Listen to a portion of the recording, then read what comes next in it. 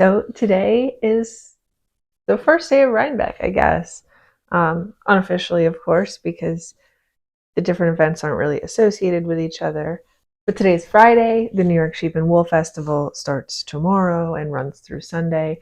So that means today there are several of the smaller indie festivals in different parts of the Hudson Valley. I'm up early. This is an Airbnb that I stayed at. And today I am going to three of the Rhinebeck festivals. This morning we are headed to Indie Untangled. Then nearby we're going to CAKEpalooza, which is an event put on by Cake Wool Company. And then this afternoon I'm going to head down to Wool and Folk. I haven't been to any of the three, but I believe Wool and Folk is the larger of the three. Indie Untangled and CAKEpalooza require you to choose a time slot when you purchase your tickets.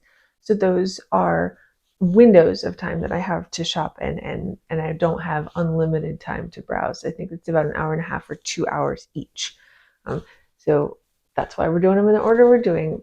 I got the earliest time slot for Indie Untangled. I got the second time slot for Cake Wool, and then the Wool and Folk ticket is not time stamped. So after I'm done at CAKEpalooza, I will head over to Wool and Folk, and that one's actually a bit of a drive. The first two are in the same town, and Wool and Folk is not. Then I will drive down there. It's kind of a catch-22 because I want to see them all, but I can't get to them all when they first open because they overlap. So I guess I had to pick and choose. I didn't really have all the information when I chose my time slots. So I don't know if this is how it would have played out if I had, but Indie Untangled was the first event that put their tickets on sale. So I went for it and got the earliest tickets, and then CAKEpalooza, and then Wool and Folk. As I've previously been mentioning pretty frequently, I'm attempting to make kind of no commentary walkthroughs so that people at home that aren't able to attend these festivals are able to just walk through and enjoy the ambience of the festival. So if you're interested in that, check out those. I imagine by the time this video comes out, those videos will already be up. And this one is just my experience, my vlog, my haul, because I'm sure I'll buy stuff. And then tomorrow, of course, we're going to the big New York Sheep and Wool Festival. All right, let's get in the car, get some coffee, and head to Indie Untangled.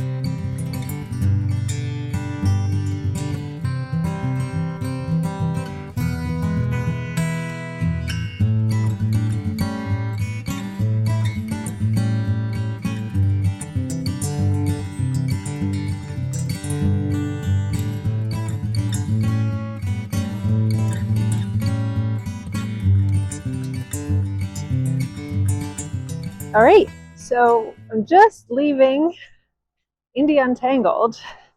Wow, that was chaotic. So much gorgeous stuff, so difficult to look at it because there's so many people. I did my best to take video, but it was really hard. I did make a couple purchases and I got the freebie welcome bag. So let's unpack that in the car. Okay, so first of all, the earliest time slot, which is the one I bought, includes this beautiful tote bag.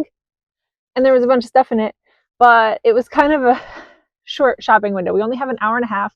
I waited over 20 minutes in line to check in and even get in the first place. So since I only had an hour, I didn't take time to look through this. I just went in. So let's look through it together. Okay, actually, I made two purchases, so let's talk about those because they're on top.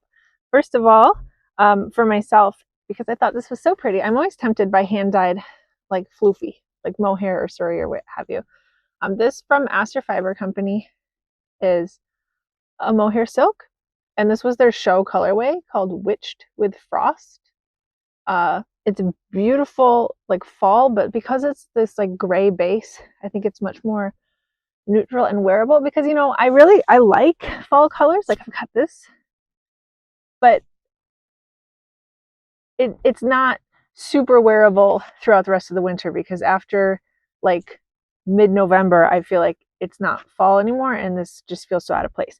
So this I think is fall and winter appropriate, probably for a hat for myself. This is for a gift knit.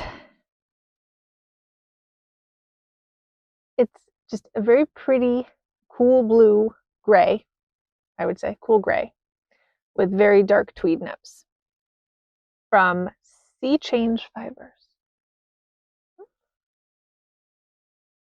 Yeah, those are the only two purchases I made. Not bad, right? I'm holding off. I feel like it was a lot considering how much I've got coming, but we'll see what happens.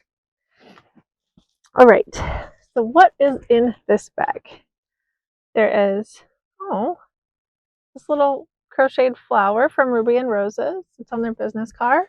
This booklet from Mitchell Wool Company. I'm not sure what's in it, but it's like they might be postcards. Got some information about sheep.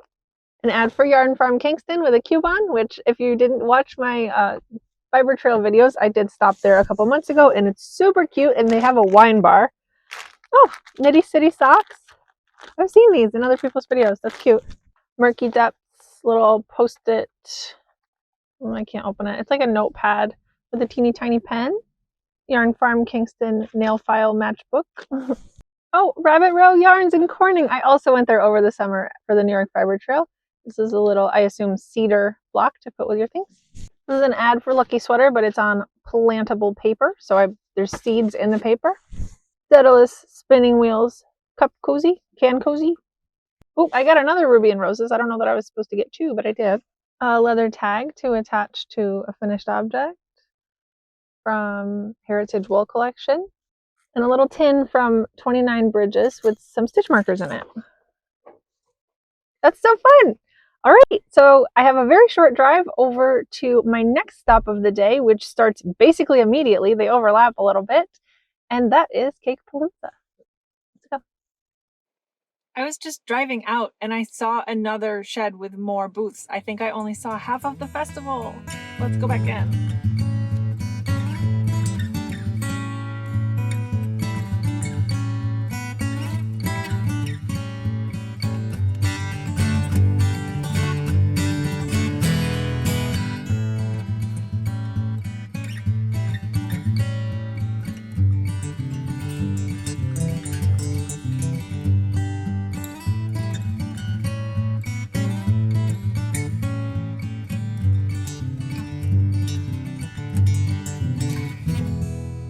Well, that was a close call. I almost missed half of the yarn festival. I did think it was unusually small given the amount of hype, so it makes sense that I only saw half of it. It's kind of confusing the way they have it set up. I wish they'd given a map or something when you check in, or at least verbally tell people there's two different buildings, because I truly almost left without seeing the second building. And there's a lot of great stuff. I did make another purchase. So they gave me a tote bag with it. 29 Bridges. Super helpful. They had so much stuff, very big booth. But they had these, which to me is just the coolest idea. Because as someone that does not knit socks, I've always thought about doing this. Like I know Lift Bridge Yarns in Rochester has a service where they will, using a circular sock machine, just crank out a whole skein of your fingering weight yarn for a fee. But this is excellent. So it comes with the full fingering weight, 100 grams already in a sock tube, and then 2 minis that complement it, so that you can do the cuffs and heel and everything yourself, and toes, I suppose. But the worst of it's done. I love this idea, and I think this color is so pretty. The colorway is called Scotch Moss. It doesn't say what the colorway for the minis is, but I think it's perfect. I love this. I'm so glad that I pulled off the road and found this at the last minute. All right, so now we are gonna go over to CAKEpalooza for our next stop. Whew. I can't believe I did that.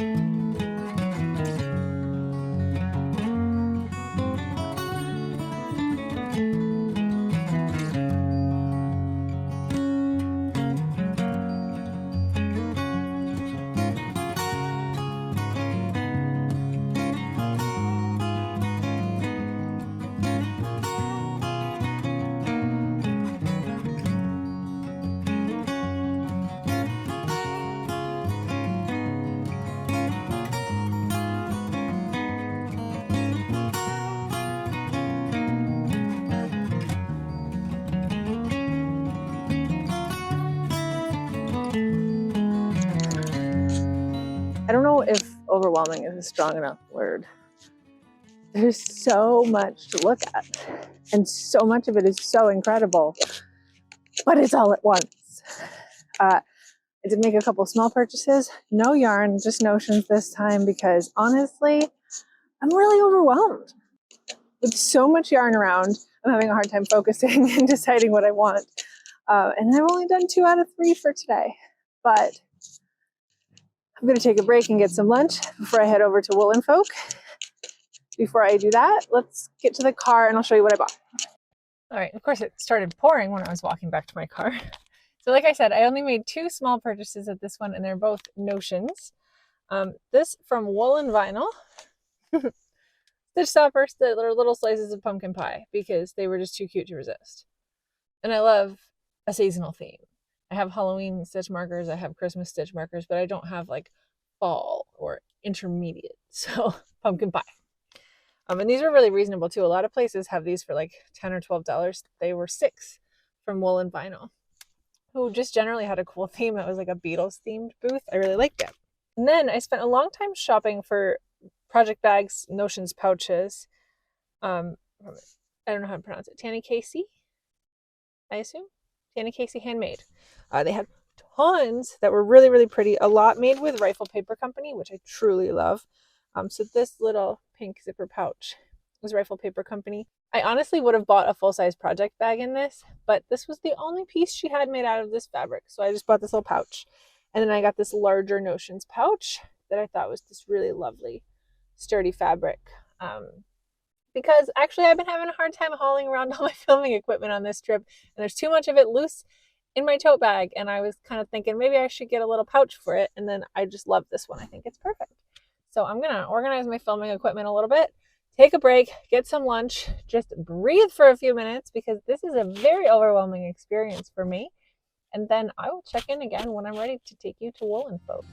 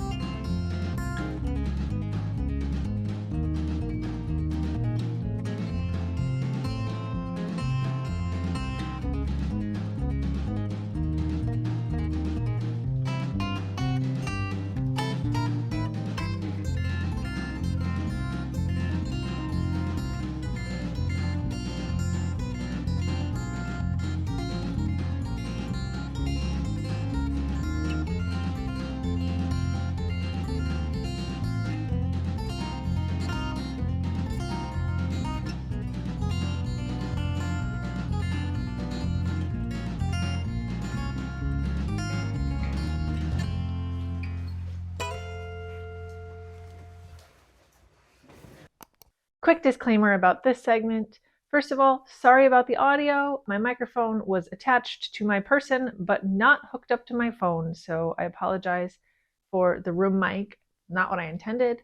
And also, I recorded this immediately after I got back from Wool & Folk, and a lot of the accounts of vendor experiences hadn't come out yet, so I'll touch on that later once I'm home and doing my overall recap. All right, I'm going to apologize upfront for the bad lighting, but I had to rest after Wool & Folk and also let my phone charge because I film on my phone and my phone has been filming all day. Some of my other equipment batteries died too, even though I brought backup power banks and stuff.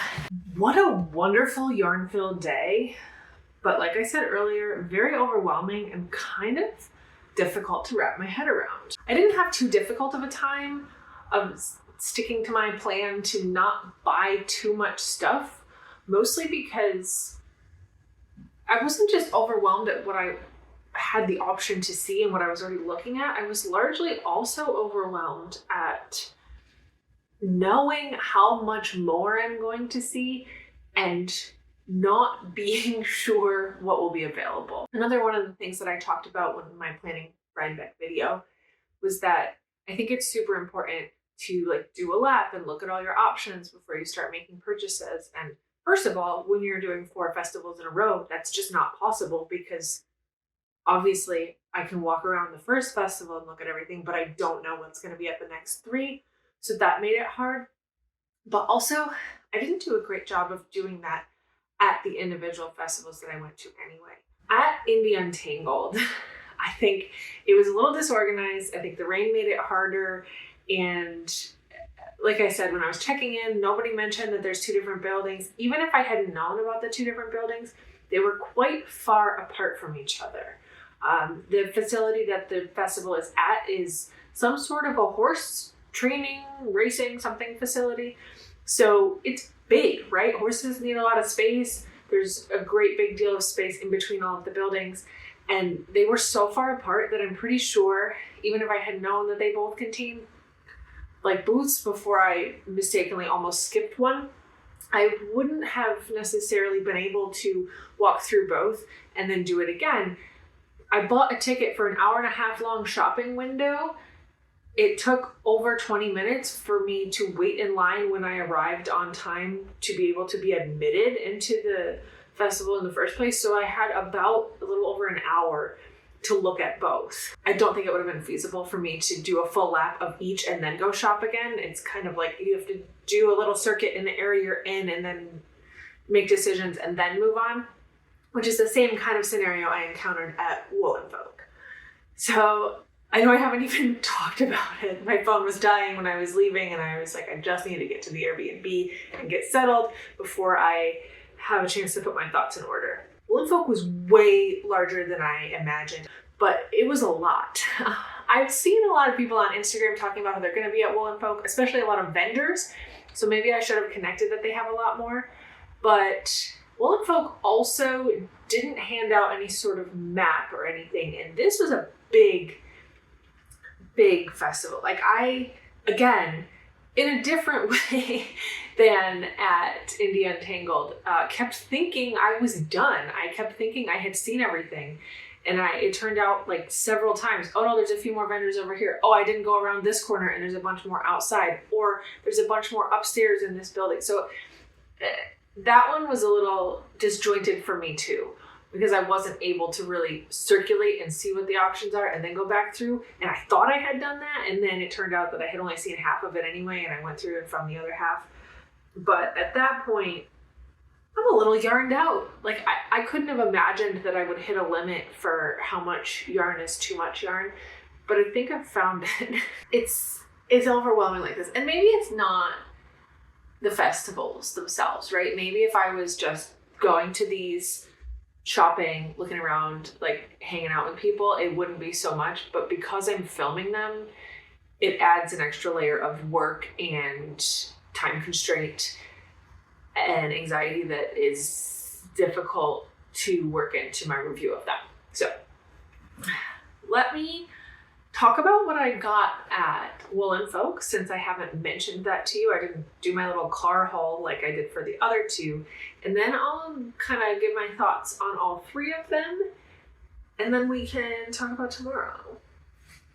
So a lot of the larger, more famous indie dyers or like yarn companies had booths at Wool and Folk. Actually, a lot of the just famous influencers. I saw, I don't know, 7 or 8 quite famous faces that, and quite a few of them I knew. And then there was people that I was like, I know I've seen that person 1,000 times online, but I don't know their name. One of them was Sorella, and this was a free tote bag with purchase, which I didn't realize when I was making a purchase. All I bought was a hand cream because I really, really love their scent Sweater Weather. I had a sample of something last year that was Sweater Weather, and I loved it, and I wanted the hand cream. I have their hand cream in another scent, but I've always wanted it in Sweater Weather, and it's something that I keep thinking I'm going to buy, but then I don't want to pay the shipping and do the whole transaction just for hand cream. So when it was in person, I was like, sure, I'll pick that up, and it came with the bag. At Sorella, they had some yarns that I was interested in, as well as some others. So something that I've generally run into at the festivals that I was looking at today, but especially at Wool and Folk, because I was actually asking dyers that I was familiar with about it, a lot of them aren't bringing larger weight bases. If you watched my Rhinebeck planning video, you might know that the little shopping list of Christmas gift quantities that I'm planning to buy and looking for specifically on this trip were all larger weight. I had 2 Aran weight and 1 worsted weight that I'm shopping for. And most booths don't have anything higher than a DK. I was having a hard time finding, I mean, like plenty do. It's not like nobody has any. But specifically, Sorella had a colorway that I thought would be great for one of the patterns that I want to make for the person I want to make it for. But they only brought DK. Another dyer that I'm familiar with and that I love her yarn, Megs & Co. out of Rochester. I was talking to her about it, and she didn't bring anything larger than a DK either. And she said it's because in the past when she brings it, nobody really buys the larger one, so she only brought smaller weights this time, which makes perfect sense. So I guess I'm just going to keep in the back of my mind that if I don't find what I'm looking for, I can order it from a familiar dyer, because now I've seen a couple colorways in person that I think would be perfect for it. So I can order it online if I have to, but I don't know. I'm hoping to find something tomorrow and not need to do that. So anyway, side note, I haven't forgotten my goal of shopping for these specific quantities of yarn. I just haven't found anything perfect for them. Because they don't carry the larger weights. But I'm hoping tomorrow. From what I remember last year, I think I'll have more of a selection tomorrow. Oh, one of the things isn't here. It's a tote bag. I bought this one so early, I forgot about it. Look at it. It's a little strawberry button. It's from Holland Hoof Farm Store. They have so many beautiful ceramic buttons. Lots of sets. I looked through the sets and I was very tempted by several of them, but truthfully, I have such a large button collection that I already use very slowly. Oh my gosh, this couch, man. So I just bought the one because it's a strawberry. It might be decor. I might find a use for a single button someday. I don't know, but couldn't very well leave it behind. And besides that, I only made one other purchase. By the end of the day, I think there's things that I might have purchased if I wasn't so mentally fried, but I got to the point where I couldn't even make decisions anymore. So this is a decision I might have made largely because of the merchandising, and it's just so aesthetic that I fell in love. This is from Lily Loops. I was drawn back to this booth a couple times. I initially saw this colorway in another one that I truly loved. She had most of these featured colorways were based on a record, like the cover of a record. And these are called Couch Surfer. You know, a lot of the records that were on display I'm not familiar with. And come at me in the comments if you will, but I'm not a particularly avid music fan, and I didn't recognize most of them. But it's this very pale, coffee and cream swirl. And then there are these they look more chromatic in good lighting. The lighting in this Airbnb is not great. Again, I'm sorry. But there are these very chromatic pops of pale blue and pale pink, kind of like cotton candy. And I thought it was so pretty, but I was trying to justify it to myself and going back and forth, and I could not. This base, by the way, I just got 2 of the Super Kid Mohair base. I love hand-dyed mohair. I always end up going for it. I don't know why I try to talk myself out of it. But anyway, in the corners of this booth, she had a bunch of like hand-dyed but unspun fiber. And they were all merchandised so pretty with like these ribbons or strips of fabric around them that correspond. And I just fell for this like minty green one. It's definitely tonal. There's lighter and darker tones in it. It's like, didn't I just make these on Bake Off? What do they call it? Is it a country loaf? Is that what they call it in England? When it's like a big loaf on the bottom and a tiny loaf on top, and then they like mush them together before they bake it. I don't know what that sidebar. I'm sorry. So this like minty unspun is so pretty. They had all sorts of colors. I looked for a more neutral one, but the only neutral color they had I liked. There was just a much smaller quantity of it by weight.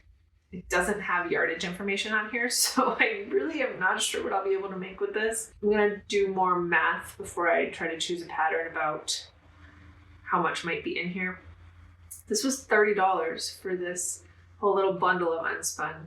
It's Targhlee, Columbia, Rambouillet, Suffolk Cross. So there's a bunch of wools in here, and this is 242.5 grams. Like I said, I gotta do some math to figure out what would go into this. But after I found this and started talking myself into buying the unspun, I came back to this gorgeous mohair and I thought those minty blue shades in here would actually pair really well with this. So I don't know if I'll use these together. If it turns out there's not enough yardage here to make some sort of sweater situation, then I might save this for a sweater because there is enough of this to pair for a sweater. But I'm hoping to be able to use them together if the math comes out my way.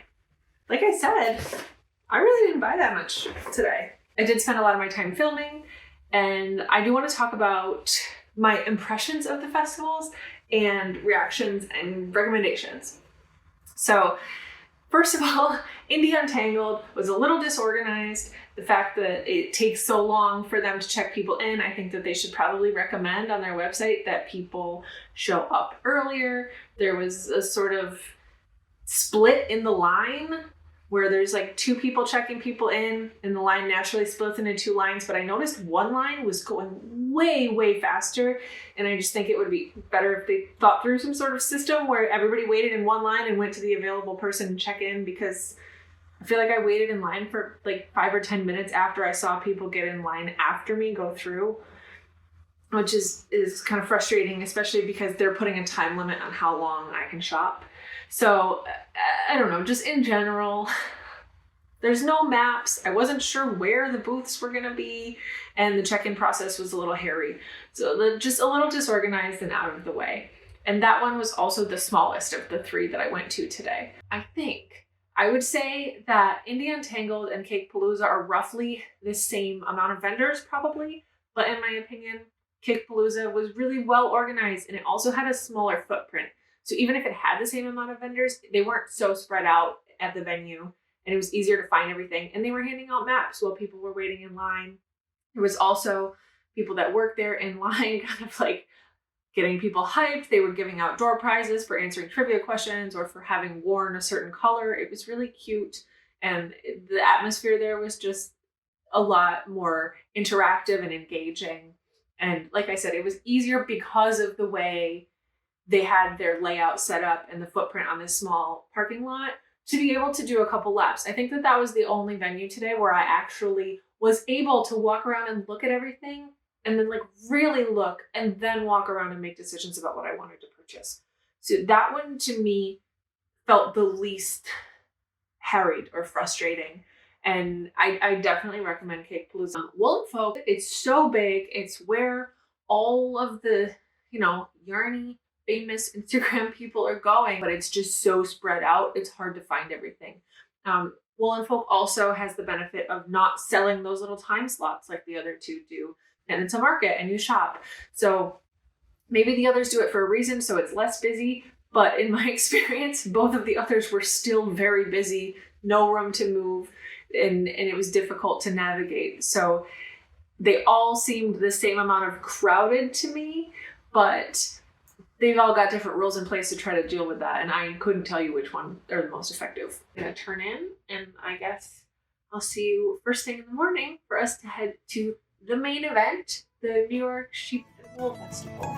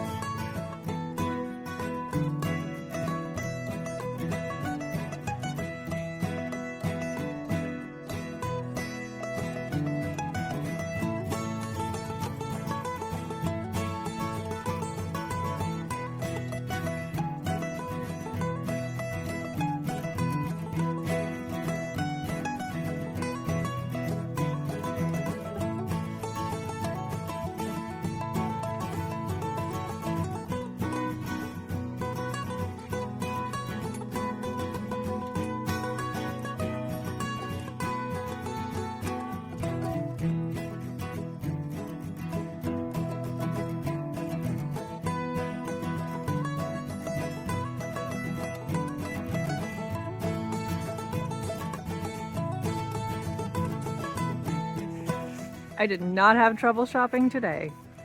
I'm leaving now, but I think I'm gonna have to show you all of my purchases when I get home because I have no room to do it in the car because I bought a lot. So I'll see you when I get home.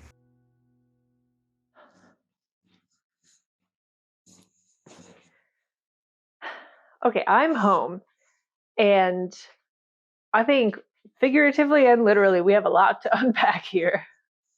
It's been a couple days. I have a lot of yarn that I want to show you, but also obviously a lot has kind of happened and come to light since Rhinebeck actually ended, so I think I should touch on that. First of all, if you're new here, hi! I know there's a lot of new viewers to the channel lately since I've been uploading my Rhinebeck videos. My name is Bailey.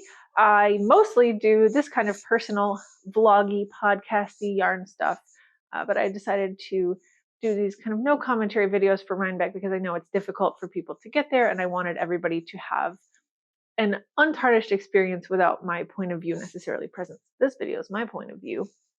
If you're one of my regular viewers, thank you for bearing with me. At this point, you will have seen me upload those 4 walkthrough videos that I did. Those were interesting to make. I don't want to say I underestimated how difficult it would be to make those because I think I knew, but I think I oversold my ability to be able to do it. That was extremely stressful for me. And I understand a lot of the feedback on those videos, whether polite or not, is kind of like, whoa, your camera work moves a little fast. It's really hard to do. I'm not a professional camera person. I'm one person with an Amazon gimbal and a smartphone, and my gimbal died halfway through the day.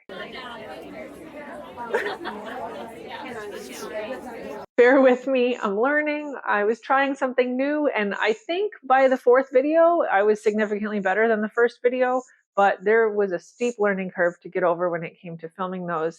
And I hope some people are enjoying it. It seems like some are. And if they get a good reception, I guess maybe I'll try to do more in the future because I do love to go to yarn festivals and yarn stores and everything. So I would love if the angle of my channel ended up steering more towards yarn travels because that's really what I love to do. But For today, I want to touch a little on the unfolding controversy surrounding the Woolen Folk Festival. I know in my initial thoughts when I was kind of talking that over the day of, my first reactions were kind of like it was really muddy, it was very crowded, and I would have liked to get a map.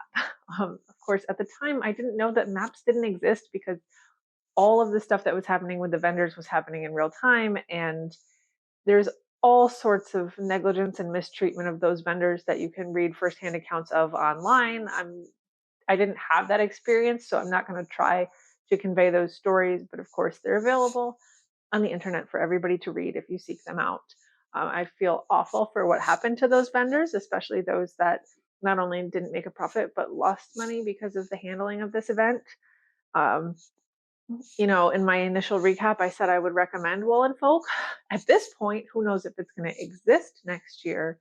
And certainly the way it stands right now, I would not recommend it. But, never say never. Maybe there'll be some sort of overhaul or coming to light about how absurd this situation was. And maybe it can be salvaged under new management. I don't know.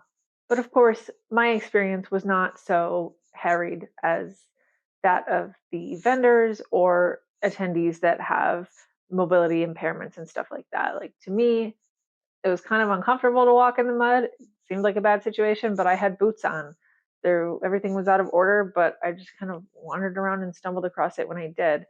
I will say something that I initially kind of blamed myself for, that I realized later was probably more of a function of the operation of the event, was that I missed vendors that I had gone there intending to see. When I was editing my video, watching back my own footage, I saw people that I had hoped to see and speak to in person that I didn't notice at the time. So that sucks, but it is what it is. I really wish I had had a chance to speak to Maggie of Yarnaceous Fibers in person, because she's one of my favorite dyers.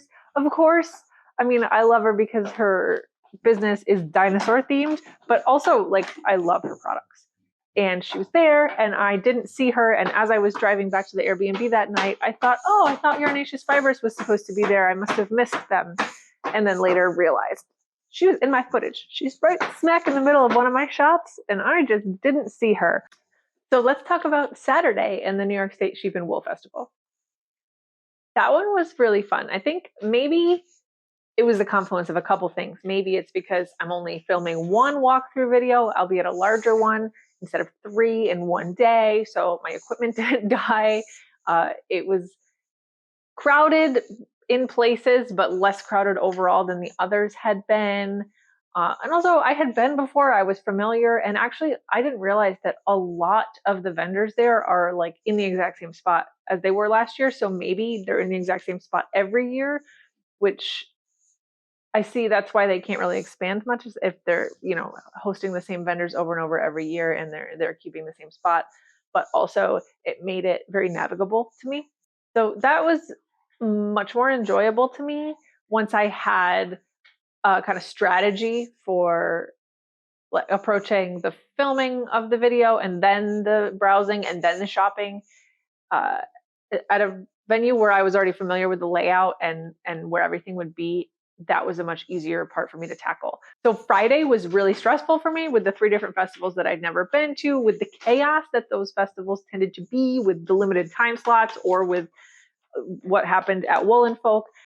And then just having all day Saturday to kind of take in one festival, to get my video done, but also do my shopping. And also knowing it was my last stop took the pressure off the shopping situation, because I think I had a very difficult time at the first 3 festivals not knowing what to buy because I couldn't see the selection I was going to see on Saturday. All that said, before we talk about acquisitions, let me just kind of recap and adjust my thoughts and recommendations for the 4 festivals that I went to. Obviously, I already said what I said about Woolen Folk. It might not exist in the future. It might exist in a very different context in the future, but as it stands, I don't think many people would recommend it right now. 2, Indie Untangled was nice. They had a great selection of nice indie dyers. It was iffy organization as an attendee. I didn't know where anything was. I didn't know there were two buildings that were separate. If they're selling an hour and a half long time slots, why did it take me half an hour to wait in line just to get inside with several lines that weren't moving at equal speed? It just, the crowd management was not ideal. It was a good festival. I've seen a lot of glowing reviews from the vendors at that festival, which, you know, this week seems to hold a lot more weight than it might normally when there's so many vendors that were wronged at a different festival at the same time. So I would not recommend it. But for me, if I'm picking and choosing coming Rhinebeck weekend, what priorities I have, I think Indie Untangled is not my priority. CAKEpalooza, I think I would recommend above Indie Untangled, just because I think of the 3 Friday festivals, it was certainly the most accessible. Flat parking lot on the level of the road. It was very contained and manageable. And even though they had a time slot, it was easy to wrap my head around and understand what the selection was and what the layout was. And even though I only had an hour and a half, I still felt like I was able to like take my time and look at everything and really process the information on offer before I made any decisions.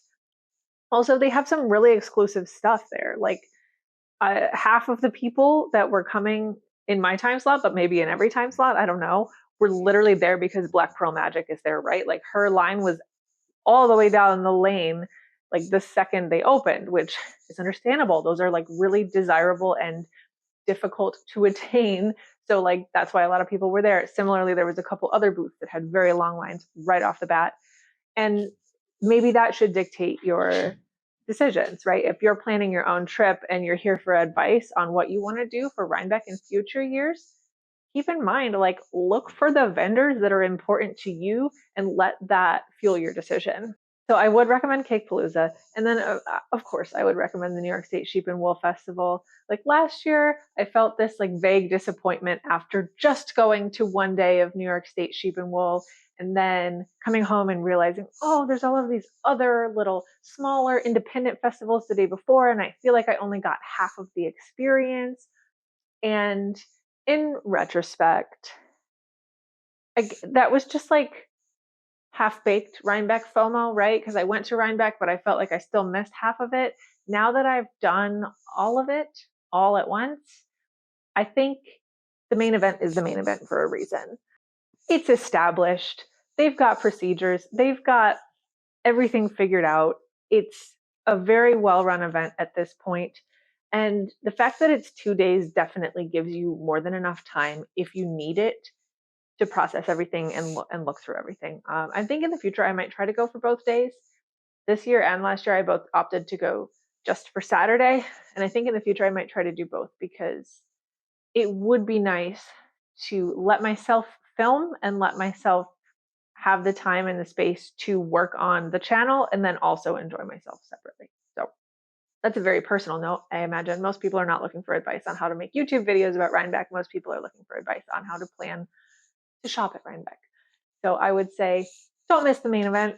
It's really fun. It's really big. It's not just yarn shopping. There's also the sheep and the auctions and like the demonstrations with sheep shearing and stuff like that. And of course, there's so many selections of local food. And I think the real benefit to the New York State Sheep and Wool Festival, as opposed to the independent festivals that are the day before, is that while the independent festivals feature some really great small businesses like indie dyers or makers or just, you know, in general businesses that we all hear a lot about that maybe couldn't get a spot at the main festival just because it's so full up, those are not places to stock up on quantities of yarn, in my opinion. Those are places to get special things or to get uncommon or difficult to attain things like a Black Pearl Magic bag, right? Those are experiences where you're going to meet a maker that is very like important to you or that you admire or that you really want to purchase something from. Whereas the New York State Sheep and Wool Festival is like a vast array of different types of wool, and you can get really quality wool if you want to. You can get cashmere or angora, or you can get budget wool that's still really nice. It's a really good way to cut out the middleman and buy wool or yarn or what have you directly from the farmer and save a little money, but also support a farm, you know? And there's also a ton of indie dyers and custom and really special stuff too, but it's just a wider selection of merchandise and also a wider price range, in my opinion. After shopping for 3 days at the independent festivals for sweater quantities and coming out with sticker shock 3 times in a row, I went to New York Sheep and Wool and I think I bought like 6 sweater quantities and none of them broke the bank. All right, I'm gonna stop talking about my acquisitions in the abstract and show you what I bought. As a reminder, at the first 3 festivals, everything I purchased fits in this bag. So these are the free tote bags, the freebies, and all of the yarn that I bought at India Untangled, CAKEpalooza, and Wool Folk is in this.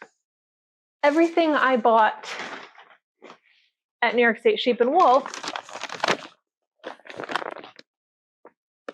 is here.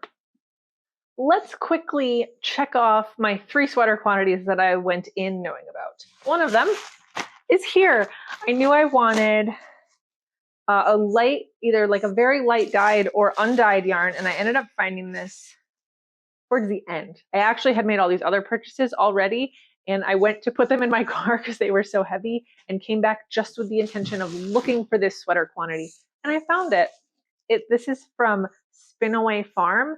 This was a little corner of their inventory that they had that was undyed or like ready to dye. So it's meant for dyers to purchase to use, but I just wanted to use it undyed. It's 100% Italian merino. It's really soft. It's not superwash, I assume, because it doesn't say so, and it doesn't feel like it.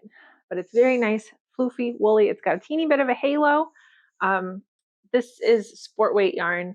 It's 4 ounces and 310 yards. And each of these 4 ounces, which I believe is slightly more than 100 grams, if my mental conversions are correct, $10 a piece.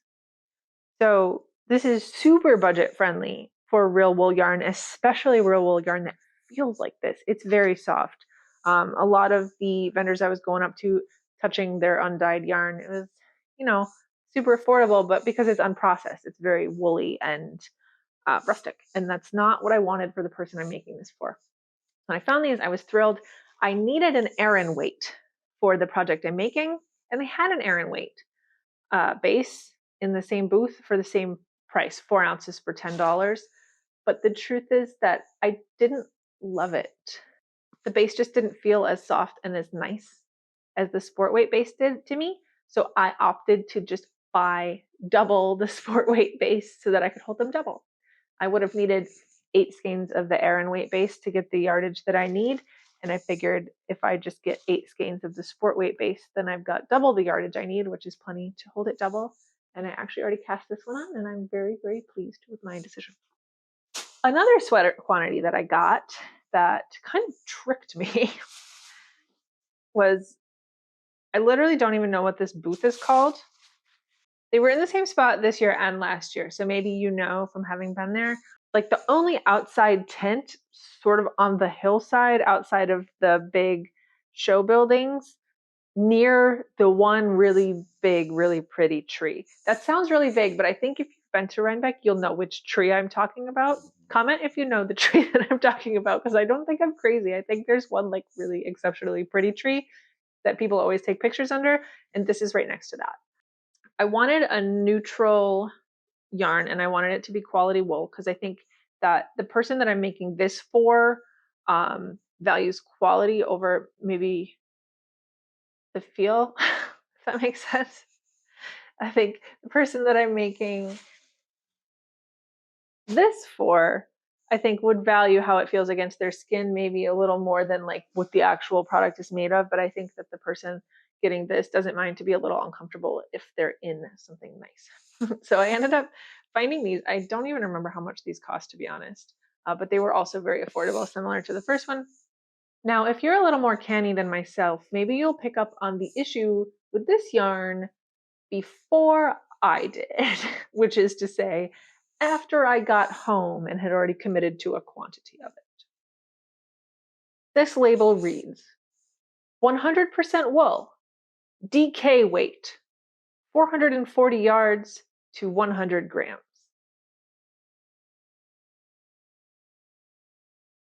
Oops. I needed a DK weight yarn.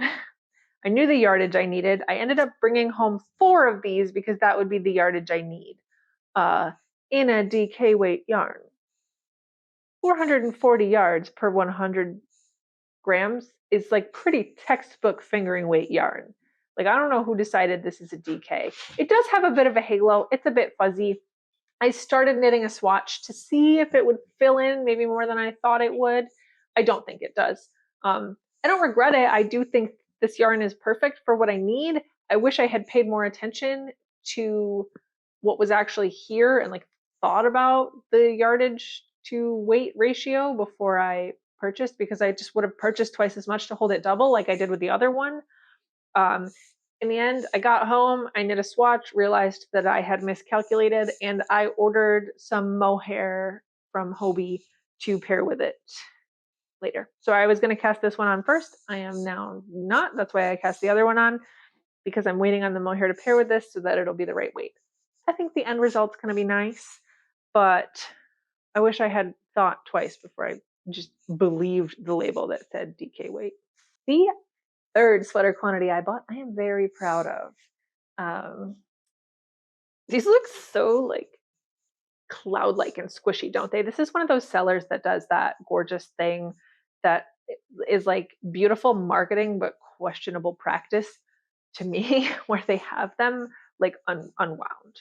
Like their whole booth is just yarns that are like hanging like this. And they look so pretty, and it's nice because you can see the colorways so clearly, right? But then also, like, that's gotta be a nightmare to travel with and set up, right? I don't know. Maybe it saves them time winding them.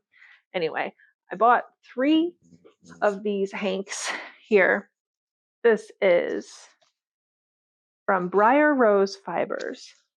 Definitely gonna have to alternate skeins because they made a point of having signs up, and it says so on the tag. Like, these are not dye lots, they're hand painted. You better check to make sure they actually go together. So definitely going to alternate. I don't know how well it picks up on the camera, but this is a very, very deep green that kind of like interacts with black. It might just look black, I'm not sure, but it's just a very, very dark green, and it is a bit of a tonal in person. And I think that this is just perfect for the person that I need it for. It's 100% wool, doesn't say what kind, 500 yards, 8 ounces. So it's, I believe the sign said Aran. I would say worsted or Aran. I needed an Aran weight for my project. 3 hanks is cutting it a little close to the required yardage. However, 4 would have been way overkill, especially with, these are $40 a piece. So the fact that I was landing just about on the yardage I needed at 3 made it kind of excessive to me to spend another $40 just in case. Like, I might not even break into that 4th hank. I'm just gonna play my usual games, take a risk, and go with 3. I can cut corners somewhere if I have to save a little yarn. So those are the 3 sweater quantities I went in with the intention of buying for Christmas gifts. I did, like I said, go in gift-minded, and I did end up purchasing a couple other hanks that I plan on using for Christmas gifts. So first of all, there is this dyer out of Denver. I truly don't know what this dyer is called. I think it might be Road Trip Sock Yarn. It says Herd of Cats presents Road Trip Sock Yarn. So I don't know if Herd of Cats is the company or if Road Trip Sock Yarn is the company. But like I said, it was one of those makers that was in the same spot as they were last year. And I remember their booth very clearly last year. And I remember loitering at their booth for a very long time last year, trying to justify a purchase and then deciding not to, and then thinking about that booth several times over the years since then. So when I saw it again, I was like, I need to buy something because I can't stop thinking about this booth.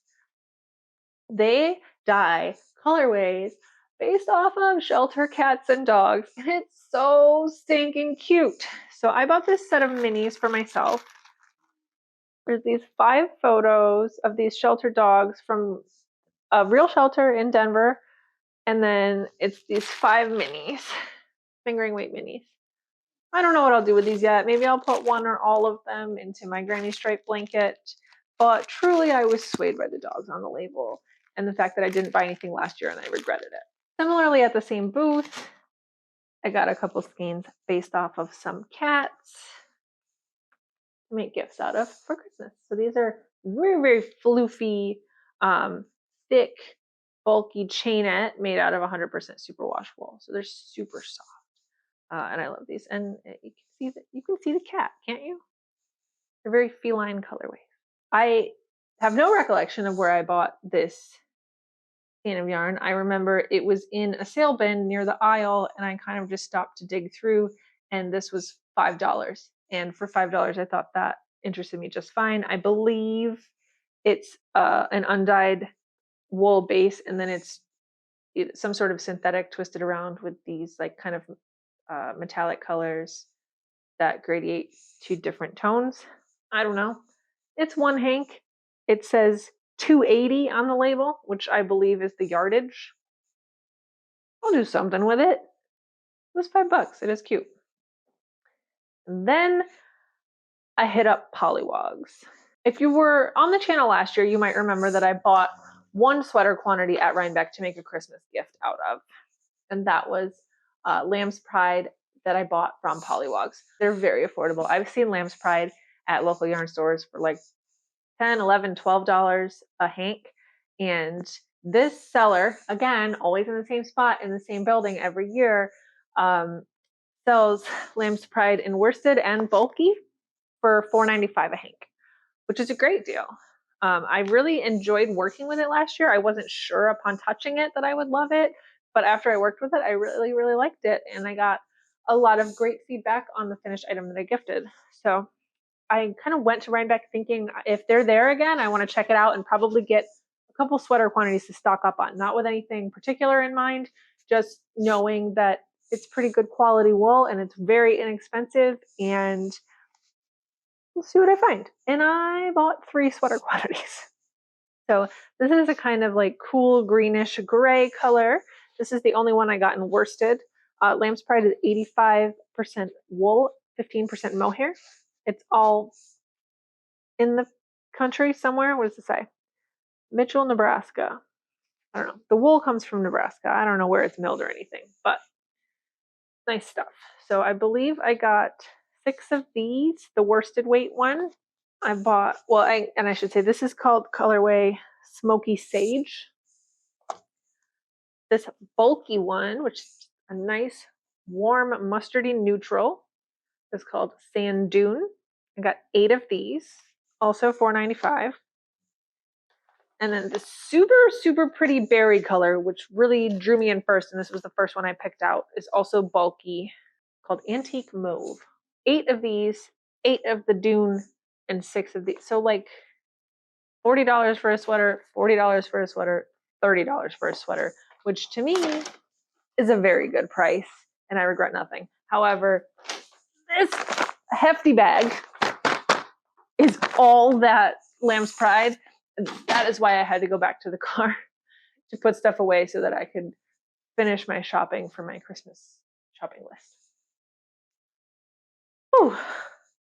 Are you freaking exhausted? Because I am dying. That was a lot. That wasn't just a lot of exploring and a lot of shopping and a lot of filming and a lot of driving. It was just like emotionally. But it is so nice to be around makers, to be walking around and like recognize patterns on people and recognize yarn colorways on people and just be around people that appreciate what we do. So if you have the means or the will to go to Rhinebeck in the future, of course I recommend you do. It's a great communal experience. It's kind of becoming the main event in the US, you know, at the very least on the East Coast. And it's a really fun experience if circumstances allow it to be. So I hope you enjoyed coming along with me and watching all of my ridiculous decisions and me schlepping around in the mud to check out all of the wool that I possibly could. I hope you watch my other walkthrough videos if you get a chance to, and subscribe to the channel if you're interested. I've got holiday content coming up, which, you know, I'm not going to think about that. I'm going to choose not to think about that yet. I'm not even done with my Rhinebeck content. But after that, it'll be Christmas. I enjoyed having you along with me this entire weekend. I hope you enjoyed coming along. I can't wait to see you in the next one. Happy making. Bye.